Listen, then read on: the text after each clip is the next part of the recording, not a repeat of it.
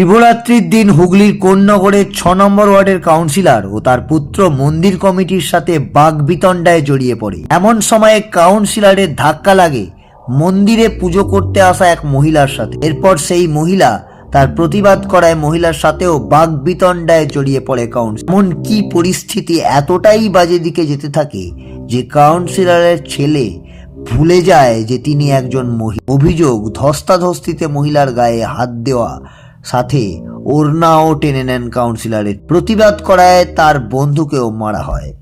দুজন Uttarpara state general হাসপাতালে medical করান। ইতিমধ্যে কাউন্সিলর ও তার ছেলের বিরুদ্ধে উত্তরপাড়া থানায় অভিযোগ। বাসিন্দা ওই জানিয়েছেন মহিলা। পাল্টা কাউন্সিলরের অভিযোগ যে ওই মহিলার বন্ধু ও কিছু বহিরাগত সেখানে মাদক দ্রব্য সেবন করছিলেন। বারো মন্দিরে গেছিলাম পুজো দেওয়ার জন্য মহাশিবরাত্রির। সেইখানে আমি যখন প্রথমে ঢুকি তখন দেখি ওখানে অলরেডি ঝামেলা চলছে কাউন্সিলর এবং কাউন্সিলরের ছেলের সাথে, কমিটি মেম্বারদের। আমি পুজো ফুজো দিয়ে যখন নিচে এসে দাঁড়াই, নিচে প্রণাম করছিলাম, তখন উনি ঝামেলা করতে করতে ওনার সঙ্গে আমার ধাক্কা লাগে এবং উনি ওদের সঙ্গে ঝামেলা করতে করতে পিছন ঘুরে হঠাৎ করে আমাকে চার্জ করা শুরু করেন। কি হলো, এখানে কেন দাঁড়িয়ে আছিস, ফোট ফোট এখান থেকে, এখানে দাঁড়াবি না।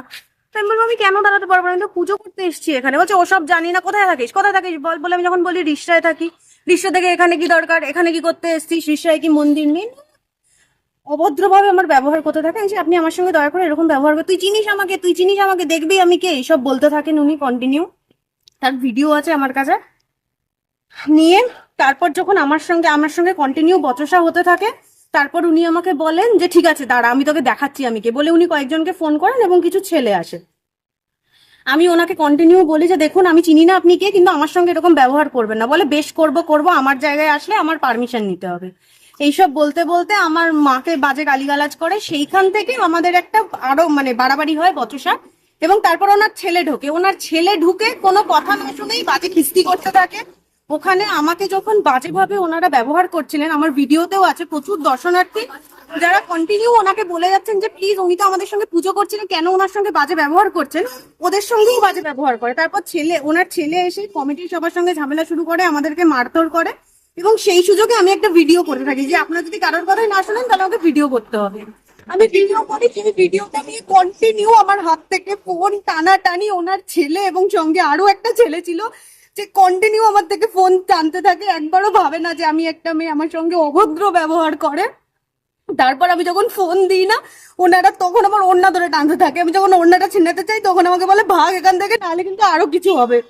বলে আমার এক বন্ধু ছিল যে ওকে বাঁচাতে যায়, তখন বলে আমার বন্ধুকেও ওরা মারধর করতে থাকে। তারপর দর্শনার্থীরা যখন আমাকে বাঁচিয়ে দেয় তখন বলে যে ঠিক আছে তোকে মারতে পারবো না, তাহলে দেখ তোর বন্ধুকে কি করি। বলে ওকে আরো, আমার যে বন্ধু ছিল তোকে আরো মারতে থাকে। নিয়ে ওর ফোন নিয়ে নেয় হাত থেকে এবং বলে যে তোরা যা পারবি কর, যার বাবাকে খুশি বলবি বল, কোনো যায় আসে না, আমি দেখে নেবো। ওখান থেকে আমার চেন ছিনিয়ে নেয়, ওর ফোন ছিনিয়ে নেয়, আর বলে যে এইগুলো বেচেই তোদের নামে কেস করবো। কিসের চেন ছিল? সোনার চেন। থানায় অভিযোগ করেছি কালকে। আমি প্রথমত উত্তরপাড়া থানায় গেছিলাম, সেখানে কোনো অভিযোগ দায়ের হয়নি। আমি কোন্নগরে একটা জিডি করেছি। আমি জানি না কি হবে। আমার সত্যি খুব ভয় লাগছে এবার। ছিল আমি এবং আমার বান্ধবী গত 26 তারিখ শিবরাত্রির দিন কোন্নগর 12 মন্দিরে শিব ঠাকুরের উপাসনা করতে যাই। আমাদের কিছু ব্রত থাকে, সেই কারণে আমরা প্রতি সোমবার এবং বিভিন্ন শিব ঠাকুরের দিনে আমরা শিব ঠাকুরের উপাসনা করে থাকি। তো সেইভাবেই আমি এবং আমার বান্ধবী দুজন মিলে 12 মন্দিরে যাই। কালকে সকালের দিকে প্রচন্ড ভিড় ছিল, তো আমরা সেখানে অপেক্ষা করি এবং ভিড় খানিকটা ফাঁকা হলে দুপুরের দিকে আমরা সেখানে যাই, জল ঢালি, পুজো করি। এই সময় লোকাল কাউন্সিলরের সাথে মন্দির কমিটির কিছু একটা বচসা চলছিল এবং আমরা নিচে দাঁড়িয়ে জাস্ট প্রণাম করছিলাম। হঠাৎ করে সেই কাউন্সিলরের সাথে আমার বান্ধবীর ধাক্কা লাগে এবং সেই কাউন্সিলর হঠাৎ করে আমার বান্ধবীকে অকথ্য ভাষায় গালিগালাজ, তুই টুকারি করতে অপমানজনক ভাবে কথা বলে এবং তার মা বাবা তুলেও বিভিন্ন কথাবার্তা বলা হয় এবং তাকে ফিজিক্যালি অ্যাসল্ট করা হচ্ছিল। তার গলা ধরা হচ্ছিল, তাকে ধাক্কা মারা হচ্ছিল। স্বাভাবিকভাবে যেহেতু সে আমার সঙ্গে গেছিল, আমার বান্ধবী, তো তাকে আমি অবশ্যই সাপোর্ট করতে যাই। তখন পুরো ব্যাপারটা ঘুরে আমার দিকে চলে আসে। সেই মুহূর্তে কাউন্সিলর তার ছেলে এবং ছেলের কিছু সাঙ্গপাঙ্গকে সেখানে ডাকে। তারা প্রত্যেকে মিলে প্রথমে বান্ধবীকে ধরে এবং তার গলা চিপে ধরে, তার মোবাইল ছিনিয়ে নেওয়ার চেষ্টা করে। এই ঘটনায় ওড়না টানা হয়, তাকে বেআব্রু করার চেষ্টাও তারা করে থাকে, কিন্তু অনেক ভক্তবৃন্দ থাকার কারণে সেটা পুরোপুরি করতে তারা সক্ষম হয় না। এই সমস্যার মাঝখানে তার টানাটানিতে তার গলার চেন ছিল একটা, সেই চেনটাও সে টেনে নেয়। তারপর আমি সেখানে গিয়ে যখন আমার বান্ধবীকে বাঁচাতে যাই, আমি তাদের হাত থেকে সেই চেন ছিনিয়ে নিই এবং তাদের আটকাতে যাই যে কেন এরকম করছেন। তখন তারা সবাই মিলে আমার উপর চড়াও হয়, আমাকে সেখানের মন্দিরের সামনে ফেলে গলা টিপে, পেটে, বুকে, আমার প্রাইভেট পার্টে লাথি মারা হয়, ঘুষি মারা হয়, আমার মুখ এখনো ফোলা, আমার হাতে কেটে নেওয়া হয়। ইনফ্যাক্ট আমার হাতে যে ফোন ছিল সেই ফোনও তারা কেড়ে নেয়। এই পুরো ঘটনার মাঝখানে আমি যেটা করতে পেরেছিলাম, আমি তার ওই সোনার চেনটা ওখান থেকে রেস্কিউ করতে পেরেছিলাম। তবে আমাদের প্রচন্ড অপমানিত হতে হয়েছে, প্রচন্ডভাবে হেনস্থা হতে হয়েছে। এর একটা আমরা বিহিত চাই, আমরা চাই এর একটা বিহিত হোক এবং আমরা একটা এর পরিণতি যেন এই ঘটনাটার ঘটে। ধন্যবাদ। দিদিভাই, একটি ভিডিও দেখা যাচ্ছে যেখানে দেখা যাচ্ছে একদম একটা মন্দিরের মধ্যে আপনি এবং আপনার ছেলে এবং তার অনুগামীরা কিছু যারা পুজো দিতে এসেছিল তারা অভিযোগ করছে এরকম পুলিশের কাছে যে তারা পুজো দিতে এসেছিল, তাদেরকে আপনারা ওখান থেকে ঘাড় ধাক্কা দিয়ে বার করে দেন এবং তাদের উপর মানে অত্যাচার করেন, মারপিট করেন, এরকম একটি অভিযোগ আপনাদের বিরুদ্ধে আসছে, কি বলবেন? এটা যারা পুজো দিচ্ছে তারা নয়, এটা কিছু কয়েকজন ছিল, সেটা হচ্ছে বাইরে থেকে এসেছিল, তারা আমাদের এখানকার কেউ নয়। একটা ছেলে একটা মেয়ে, এই দুটোই করেছে। এই দুজনই ওরা এসে অশান্তি করছিল, চাঁদা তুলছিল, মানে পেছনে বসে গ্যাজা খাচ্ছিল। এবার প্রচুর মহিলা আজকে এসেছিল মন্দিরে পুজো দিতে। মহিলাদের আত্মরক্ষার জন্য আমি তখন এটা প্রতিবাদ করি যে এখানে বসে এরম ভাবে গ্যাজা এরম ভাবে করা যাবে না। হ্যাঁ, সমান টানে ওরা আমাকে ইগনোর করছিল। ইগনোর করাতে আমি বললাম তোমরা এখানে চাঁদা তুলছো কেন? কারণ এটা পৌরসভার এখন দেখাশোনা করে, সমস্ত খরচা পৌরসভা করে, তাহলে তোমরা চাঁদাটা তুলবে কেন? এই যে মন্দির রিপেয়ারিং, দেখুন মন্দির সব অর্ধেক মন্দির সারানো হয়ে গেছে, কাপড় ছাড়ার ঘর হয়ে গেছে, সমস্ত পৌরসভা করছে। সেখানে পৌরসভাকে ছেড়ে এরা কেন চাঁদা তুলবে? এরা তো বাইরে থেকে এসছে। সেটাই আমার প্রতিবাদ ছিল।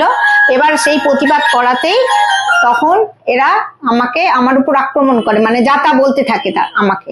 তখন আমি আমার ওয়ার্ড অফিসের সব ছেলেদের ডাকি কিংবা মেয়েদের ডাকি, তখন ওরা ওদেরকে ধাক্কা মেরে বাইরে বার করে দেয়। এরকম একটা অভিযোগ উঠে আসছে যে আপনার ছেলে তিনি একেবারে গায়ে ধাক্কা দিয়ে, হ্যাঁ, কারণ ও তো যেহেতু আমাকে অপমান করছে, তা যে কোনো ছেলেই এটা যেই হোক এটাই করণীয় তার ছিল। কিন্তু এভাবে কি মানে আইন সেটা কি কেউ এরকম তুলে নিতে পারে কারোর উপরে? না না না, সেটা না, আইন তুলে নেয়নি, জাস্ট ওকে বার করেই দেওয়া হয়েছে। ওকে জাস্ট বার করে দেওয়া, ওকে মারধরও সেরকম ভাবে কিছুই করা হয়নি, ওকে ধাক্কা দিয়ে খালি ঠেলে বার করে দিয়েছে, আর কিছুই তো করেনি। ঠিক আছে, আপনার পরিচয় একটু বলে দিন। আমি 6 নম্বর ওয়ার্ডের কাউন্সিলর, কোন্নগরের অঞ্জলি ব্যানার্জি। অভিযোগ আসছে যে এই সোহিনী ভট্টাচার্য এবং শান্তনু নাথ নাকি মন্দির প্রাঙ্গণে নেশা করছিল, বিভিন্ন কিছু কোনো মাদক সেবন করছিল, বা তার সাথে তারা তোলাবাজিও করছিল মন্দির প্রাঙ্গণে নাকি। তো আপনারা কমিটি মেম্বার হয়ে এই ব্যাপারে কি বলতে চান? আমরা নেশাগ্রস্ত অবস্থায় তো মেন কথা সেদিকে বারো মন্দিরে এতটাই ভিড় ছিল, তো সেখানে লোকজন দাঁড়ানোর জায়গা ছিল না, তো নেশা করার জায়গাটাই ছিল না। আর সেকেন্ড কথা হচ্ছে তুলাবাজি। আমাদের যে বিল বই দিয়ে ওনারা বলছেন বিল বইতে যাদের নাম লেখা আছে, যে টাকাটা দেওয়া হয়েছে সেটা আমাদের মেম্বারদের মধ্যে টাকাটা তোলা হয়েছে। আর এই যে শান্তনুনাথ আর সোহিনী ভট্টাচার্য তারা আমাদের কমিটি মেম্বারের মধ্যে পড়েন না। তারা এবং সেই দুজন দাদা এবং দিদি আসেন, মাঝে মাঝেই আসেন, পুজো দেন, পুজো দিয়ে দাদা দিদিরা আমাদের সাথে কথা বলেন এবং চলে যান। সেই হিসাবে সেই দিনও তারা এসেছিলেন, তারা পুজো দিতে এসেছিলেন। কিন্তু প্রথম থেকে আমাদের সাথে একটি কাউন্সিলরের বচসা হচ্ছিল, তার মধ্যে দিয়ে যখন বচসাটা থিমে তারা বেরোচ্ছিলেন, তাদের মধ্যে এনারা দুজন তখন মন্দির প্রাঙ্গণে ঢুকছিলেন। এদের তখন এমন 2-3টে কথা বলা হয় যে আপনারা পুজো দেবেন না, এখান থেকে ফোর্ট। সেই জন্য এই বচসাটা শুরু হয় প্রথম থেকে।